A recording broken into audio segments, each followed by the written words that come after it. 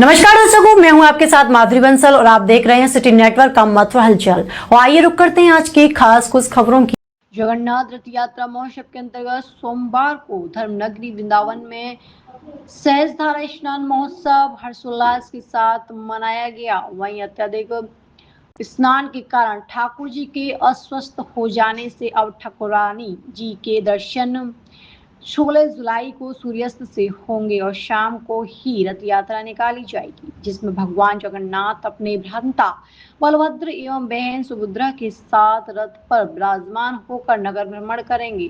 प्राचीन मान्यता के अनुसार ज्येष्ठ मास की पूर्णिमा को भगवान जगन्नाथ का जल से स्नान के बाद फलों के रस एवं औषधि आदि से जलाभिषेक किया जाता है, जिससे अधिक स्नान के कारण ठाकुर जी ज्वर यानी बुखार आ जाने पर विश्राम गृह में चली जाती हैं और 2 सप्ताह बाद आषाढ़ शुक्ल पक्ष की प्रथम तिथि को अपने भक्तों को दर्शन देते हैं। इसी श्रृंखला में सोमवार को वृंदावन के जगन्नाथ मंदिर में प्राचीन परंपरा का निर्वहन करते हुए सहस्त्रधारा स्नान महोत्सव मनाया जाएगा। जय जगन्नाथ।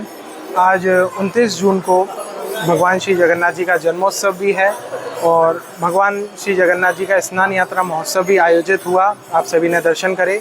भगवान को सभी प्रकार के फलों के रस से, अन्य अन्य जड़ी बूटियों के रस से, सभी पुष्पों के रस से और सप्त नदियों के जल से भगवान का महाअभिषेक किया।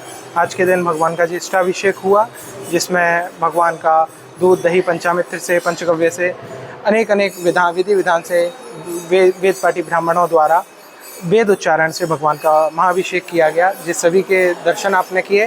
क्योंकि स्कंद महापुराण और ब्रह्म वैवर्त पुराण में भी हैं और ब्रह्म पुराण और पद्म पुराण में भी उल्लेख आता है कि जो मनुष्य, जो प्राणी भगवान श्री जगन्नाथ जी के जलाभिषेक होते हुए के दर्शन करता है, उसको पुनः किसी मातृयोनि के गर्भ से नहीं आना पड़ता, अर्थात सहज मुक्ति उसे प्राप्त होती है।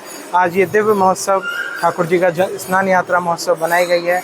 वस्तुतः रथ यात्रा तो अक्षय तृतीया से प्रारंभ हो चुकी थी, पर स्नान यात्रा के बाद में भगवान अस्वस्थ हो जाते हैं, भगवान को ज्वर आ जाता है।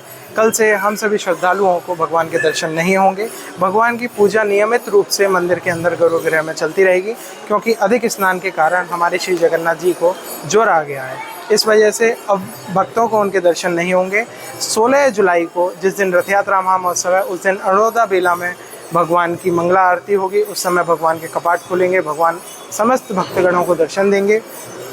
भगवान को 56 भोग लगाया जाएगा और सायंकाल 3 बजे भगवान रथारूढ़ होकर नगर भ्रमण के लिए निकलेंगे। जय जगन्नाथ।